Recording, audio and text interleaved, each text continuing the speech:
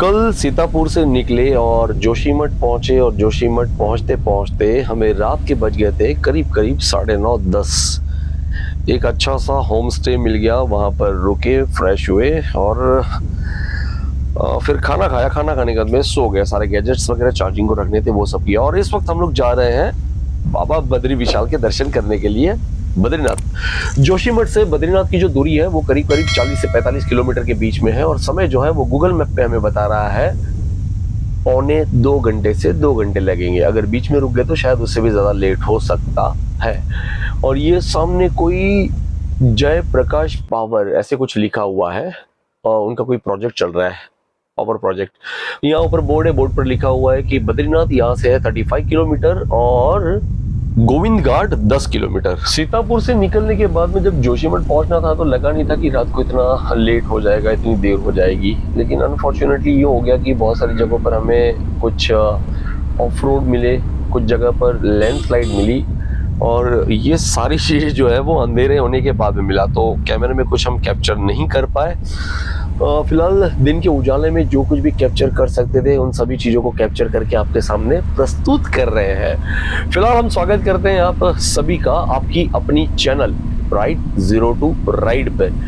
बाबा बद्रीनाथ के दरबार में जा रहे हैं और वहां पर बाबा बद्री विशाल से प्रार्थना करेंगे कि जो भी इस वीडियो को देख रहे हैं उन सबके जीवन में अनगिनत खुशियां आए, सुख समृद्धि निरंतर उनके घर में परिवार में वास करती रहे। आपका घर परिवार सुखी साधन संपन्न रहे, यही प्रार्थना इस वक्त भी करते करते आगे बढ़ रहे हैं। आप भी हमारे साथ आगे बढ़ते रहिए इन खूबसूरत ऊंचे ऊंचे पहाड़ों को देखते हुए। बद्रीनाथ 25 किलोमीटर, गांगरिया 13 किलोमीटर, फूलों की घाटी 17 किलोमीटर, हेमकुंड साहिब 19 किलोमीटर और ये दिखा रहा है राइट साइड। हम हैं नेशनल हाईवे 58 पे।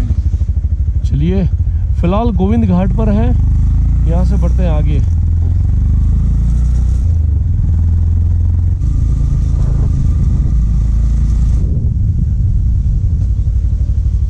भैया गोविंद घाट में क्या है देखने का?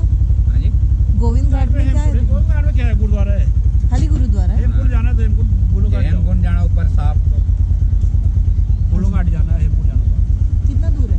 वो यहाँ से 5 किलोमीटर गाड़ी है, बाकी उसमें पैदल है 10 किलोमीटर पैदल है। अच्छा ठीक है, थैंक यू। हेमकुंड साहिब तक की यात्रा की शुरुआत गोविंद घाट से होती है जो अलकनंदा नदी के किनारे समुद्र तल से 1828 मीटर की ऊंचाई पर स्थित है। गोविंद घाट तक तो अच्छी सड़कें हैं और यहाँ तक गाड़ियां आराम से जाती है, लेकिन इसके ऊपर यानी गोविंद घाट से घांगरिया तक 13 किलोमीटर की चढ़ाई जो एकदम खड़ी चढ़ाई है। इसके आगे का 6 किलोमीटर का सफर और भी ज्यादा मुश्किलों से भरा हुआ है। हेमकुंड साहिब के दर्शन के लिए जाते वक्त गागरिया बेस कैंप आता है, जहां से आगे वैली ऑफ फ्लावर्स और हेमकुंड साहिब का रास्ता निकलता है। गागरिया से हेमकुंड साहिब की दूरी वैसे तो 6 किलोमीटर की है, लेकिन यहाँ से पहाड़ की चढ़ाई और भी ज्यादा मुश्किल हो जाती है। इसे पार करने में ही सबसे ज्यादा वक्त लगता है। फिलहाल हम आगे बढ़ते हैं बद्री विशाल के दर्शन के लिए। Chardham health screening centre, Chardham स्वास्थ्य जांच केंद्र। साथ ही साथ आप जो रजिस्ट्री करवाते हो उसका यहाँ पर आपको वेरिफिकेशन करवाना है। वेरिफिकेशन करवाने के बाद आप आगे जा सकते हो। नेहा ने वेरिफिकेशन करवा दिया है तो हमने QR कोड जो है उसके फ़ोटो खींच के रख दिए थे। QR कोड उन्होंने स्कैन किया और कहा कि अब आप आगे जा सकते हो। तो चलिए आगे बढ़ते हैं बाबा बद्रीनाथ के धाम में। फ़िलहाल हम हैं योग बद्री मंदिर पांडुकेश्वर, उस एरिया में।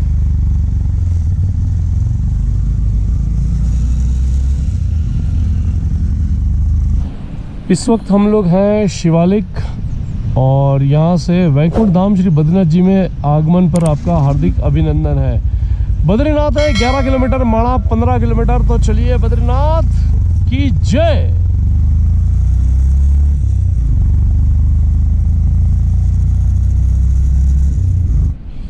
बद्रीनाथ जाते वक्त रास्ते में हमें ये दिख गया, कुछ इक्विपमेंट है एक्सरसाइज के।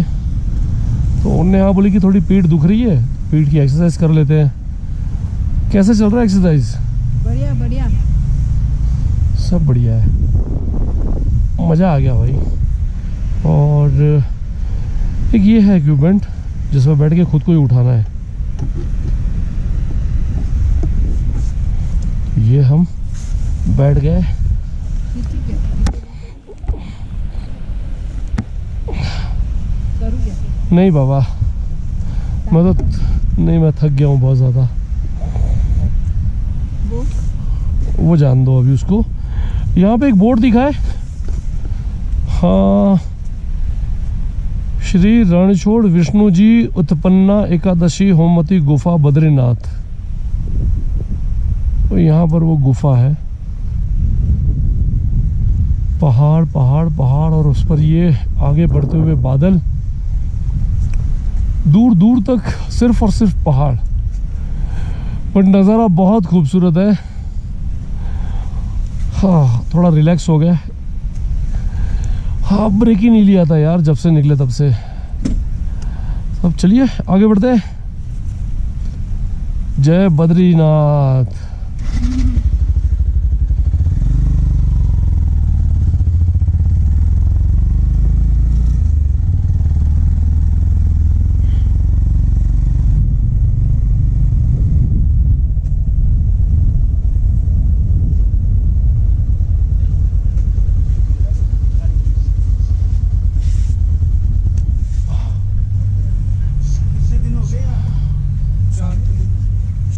नहीं नहीं, थैंक यू सर।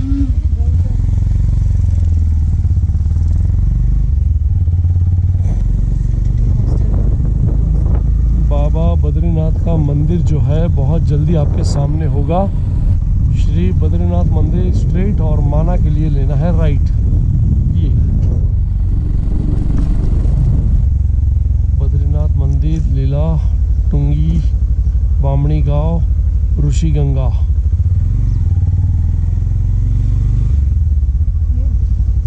भैया बद्रीनाथ मंदिर, अच्छा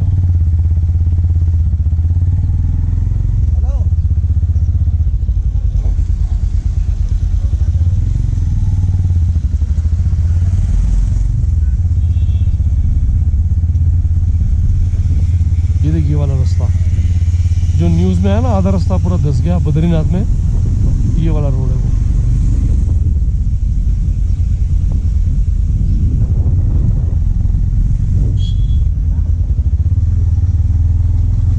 भैया मंदिर कहाँ पे? यहाँ से जाना है?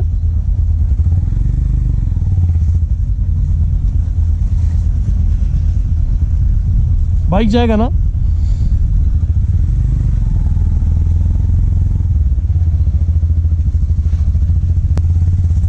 लोगों से पूछते पूछते आगे बढ़ रहे हैं, और ये रास्ता जो है, इस रास्ते को देखने के बाद आप समझ सकते हो, जान सकते हो कि कितना ज्यादा कीचड़ से भरा हुआ रास्ता है। बिकॉज ऑफ हम आज यहाँ पर पहुंचे हैं, इससे एक दिन पहले रात को बहुत तेज बारिश हुई थी, और कुछ दिन पहले इतनी तेज बारिश हुई थी कि रास्ता जो है बीच में धंस गया था। हमने न्यूज में भी देखा था, पढ़ा था, शायद आपने भी देखा होगा, पढ़ा होगा। इस वक्त इस तरह से चल रहा हूँ संभल के कि अगर पैर नीचे रखा तो समझ लेना कि कीचड़ जो है वो जूतों के अंदर भर जाएगा, और पैर जो है वो पूरे गंदे हो जाएंगे। बाइक स्लिप ना हो उसका पूरा ध्यान रखना है, और कहीं ना कहीं मन में सिर्फ और सिर्फ बाबा बद्री विशाल का नाम चल रहा है। फिलहाल आगे बढ़ते हैं बाबा बद्री विशाल को याद करते हुए। सीमा सड़क संगठन, और यहाँ से आपको बद्रीनाथ मंदिर के लिए लेना है राइट।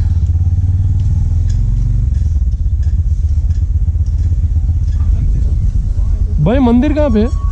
मंदिर, ओके, थैंक यू।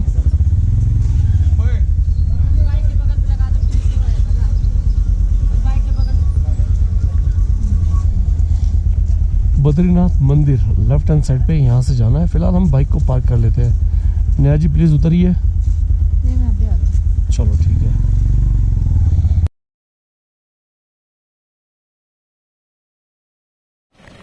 बाइक को पार्क करने के बाद थोड़ा आगे आए, और आगे आने के बाद में इस माहौल को देखा और आपको दिखा रहे हैं ये वीडियो में। देखिए आगे चलकर हमको लेफ्ट लेना है, और यहाँ से ये लेफ्ट लेकर जाना है। लिखा हुआ है श्री बद्रीनाथ मंदिर, मंदिर की ओर जाने का रास्ता, मंदिर तप्तकुंड जाने का रास्ता।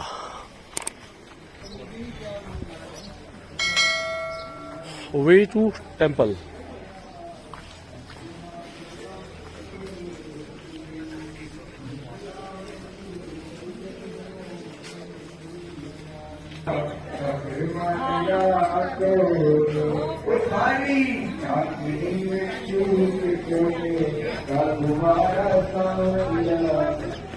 जय बद्री विशाल। बाबा बद्रीनाथ के धाम में जाने का ये मुख्य मार्ग है। ऐसे बहुत सारे अलग अलग मार्ग है, यानी कि कम से कम 3 से 4 ऐसे मार्ग है। ये जो छोटी छोटी दुकानें हैं, इन दुकानों को देखकर समझ में आ गया कि मंदिर अब बहुत ही ज्यादा निकट है। यहाँ से आप फूल मालाएं, रुद्राक्षी मालाएं, कुंकू या और भी कुछ पूजा का सामान लेना चाहे तो ले सकते हो। अन्यथा मंदिर के पास भी कुछ दुकानें हैं। फिलहाल ये सुरक्षा चौकी है, इसके आगे हम बढ़ेंगे बाबा बद्रीनाथ के दर्शन के लिए। नर नारायण भगवान जहां पर साक्षात विराजमान होते हैं, ऐसे ये बद्रीनाथ बाबा के धाम के दर्शन दूर से ही हो गए और जीवन धन्य धन्य सा साबित हुआ। कहते कि एक बार जो इनके दर्शन कर लेता है वो जन्म और मृत्यु के चक्र से मुक्त हो जाता है। हम जय जय बाबा बद्री करके आगे बढ़ते हैं। कहते हैं कि नर और नारायण पर्वत श्रृंखलाओं की गोद में अलकनंदा नदी के बाईं तरफ बसे आदि तीर्थ बद्रीनाथ धाम श्रद्धा व आस्था का अटूट केंद्र है। यह तीर्थ हिंदुओं के 4 प्रमुख धामों में से एक है। यह पवित्र स्थल भगवान विष्णु के चतुर्थ अवतार नर एवं नारायण की तपोभूमि कहलाती है। इस धाम के बारे में कहावत है कि जो जाए बद्री वो न आए ओदरी, यानी जो व्यक्ति बद्रीनाथ के दर्शन कर लेता है उसे माता के गर्भ में दोबारा नहीं आना पड़ता। कहते हैं कि प्राणी जन्म और मृत्यु के चक्र से मुक्त हो जाता है। एक मान्यता ऐसी भी है कि तपस्या के लिए भगवान शिव से मांगा भगवान विष्णु ने यह स्थान। कहते हैं जब भगवान विष्णु श्री हरि अपनी तपस्या के लिए उचित स्थान देखते देखते नीलकंठ पर्वत और अलकनंदा नदी के तट पर पहुंचे तो ये स्थान उनको अपने ध्यान योग के लिए बहुत पसंद आया। पर यह जगह तो पहले से ही शिव भूमि थी। तब भगवान विष्णु ने यहाँ बाल रूप धारण किया और रोने लगे। उनके रुदन को सुनकर स्वयं माता पार्वती और शिवजी उस बालक के समक्ष उपस्थित हो गए और बालक से पूछा कि उसे क्या चाहिए। बालक ने ध्यान योग करने के लिए भगवान शिव से ये स्थान मांग लिया। भगवान विष्णु ने माता पार्वती और भगवान शिव से रूप बदलकर जो स्थान प्राप्त किया वही पवित्र स्थल आज बद्री विशाल के नाम से प्रसिद्ध है। माता लक्ष्मी जी ने लिया बद्री वृक्ष का रूप। एक समय भगवान विष्णु तपस्या में लीन थे, तब अचानक बहुत हिमपात होने लगा। तपस्यारत श्री हरि बर्फ से पूरी तरह ढकने लगे। उनकी इस दशा को देखकर माता लक्ष्मी ने वहीं पर एक विशालकाय बेर के वृक्ष का रूप धारण कर लिया और हिमपात को अपने ऊपर सहन करने लगी। माता लक्ष्मी भगवान विष्णु को धूप, वर्षा और हिमपात से बचाने के लिए कठोर तपस्या करने लगी। काफी वर्षों के बाद जब भगवान श्री हरि श्री विष्णु ने अपना तप पूर्ण किया तो देखा कि उनकी प्रिया लक्ष्मी जी तो पूरी तरह बर्फ से ढकी हुई है। तब श्री हरि ने माता लक्ष्मी के तप को देखकर कहा, हे देवी, तुमने मेरे बराबर ही तप किया है, इसलिए आज से इस स्थान पर मुझे तुम्हारे साथ ही पूजा जाएगा और तुमने मेरी रक्षा बद्री वृक्ष के रूप में की है। अतः आज से मुझे बद्री के नाथ यानी बद्रीनाथ के नाम से जाना जाएगा। इस तरह भगवान विष्णु का नाम बद्रीनाथ पड़ा। तो बोल बाबा बद्री विशाल की जय। एक और मान्यता सामने आती है, भगवान नरसिंह का अद्भुत विग्रह है यहाँ। मान्यता है कि जोशीमठ में जहाँ शीतकाल में बद्रीनाथ की चल मूर्ति रहती है, वहां नरसिंह का एक मंदिर है। शालिग्राम शिला में भगवान नरसिंह का अद्भुत विग्रह है। इस विग्रह की बाईं भुजा पतली है और समय के साथ ये और भी पतली होती जा रही है। जिस दिन इनकी कलाई मूर्ति से अलग हो जाएगी उस दिन नर नारायण पर्वत एक हो जाएंगे, जिससे बद्रीनाथ का मार्ग बंद हो जाएगा, कोई यहाँ दर्शन नहीं कर पाएगा। साथ ही साथ भगवान की आदि आकृति भविष्य बद्री जोशीमठ से 6 मील की दूरी पर कैलाश की ओर जाने वाले मार्ग पर स्थित है। यहाँ मंदिर के पास एक शिला है। इस शिला को ध्यान से देखने पर भगवान की आदि आकृति नजर आती है। जब यह आकृति पूर्ण रूप ले लेगी तब यहाँ पर ही बद्रीनाथ के दर्शन का लाभ प्राप्त किया जाएगा। पुराणों में उल्लेख मिलता है कि सतयुग में यहाँ भगवान विष्णु के साक्षात दर्शन हुआ करते थे। शास्त्रों में वर्तमान बद्रीनाथ यानी बद्री विशाल धाम को भगवान का दूसरा निवास स्थान बताया गया है। भविष्य में जहां भगवान का धाम होगा उसे भविष्य बद्री भी कहते हैं। भारतवर्ष के 4 महानतम पवित्र धामों में से एक बाबा बद्रीनाथ का ये धाम जहां पर हम आ चुके हैं, पहुंच चुके हैं। मन बहुत लालायित हो रहा है कि कब प्रभु श्री हरि के दिव्य मूर्ति के दर्शन हो और अपने जीवन को हम धन्य, अपनी आत्मा को हम पतित पावनी बना दे। फिलहाल मार्ग ढूंढते ढूंढते, इस रास्ते को ढूंढते ढूंढते हम आगे की तरफ बढ़ रहे हैं और यहाँ से हमको जाना है अंदर बाबा बद्री विशाल के दर्शन के लिए। बाबा बद्रीनाथ के बहुत ही दिव्य और बहुत ही सुंदर मनमोहक दर्शन हुए। मन बहुत ही गदगद हो गया और अब हम निकले हैं मंदिर की प्रदक्षिणा करने के लिए, क्योंकि अंदर हमने खड़े खड़े कुछ प्रदक्षिणाएं की जैसे आरती के वक्त करते हैं, और इस वक्त हम एक और प्रदक्षिणा कर रहे हैं। और प्रदक्षिणा करते वक्त मन के अंदर एक ही भाव बारंबार आ रहा है। एक मंत्र है जो निरंतर चल रहा है और वो मंत्र है यानि कानि च पापानि जन्मांतर कृतानि च तानि सर्वाणि नश्यन्तु प्रदक्षिणां पदे पदे प्रदक्षिणां पदे पदे प्रदक्षिणां पदे पदे। इस मंत्र का जाप करने से पापों से मुक्ति मिलती है। इस मंत्र का अर्थ है कि हमारे द्वारा जाने अनजाने में किए गए और पूर्व जन्मों के सभी पाप कर्मों को प्रदक्षिणा के साथ साथ नष्ट हो जाए। हे परमपिता परमेश्वर, हमारे उन सभी पाप कर्मों से हमें मुक्ति दिला दीजिए। प्रदक्षिणा करने के बाद हम जा रहे हैं प्रसाद काउंटर पे, प्रसादालय पर, जहां पर हमको कुछ प्रसाद लेनी है।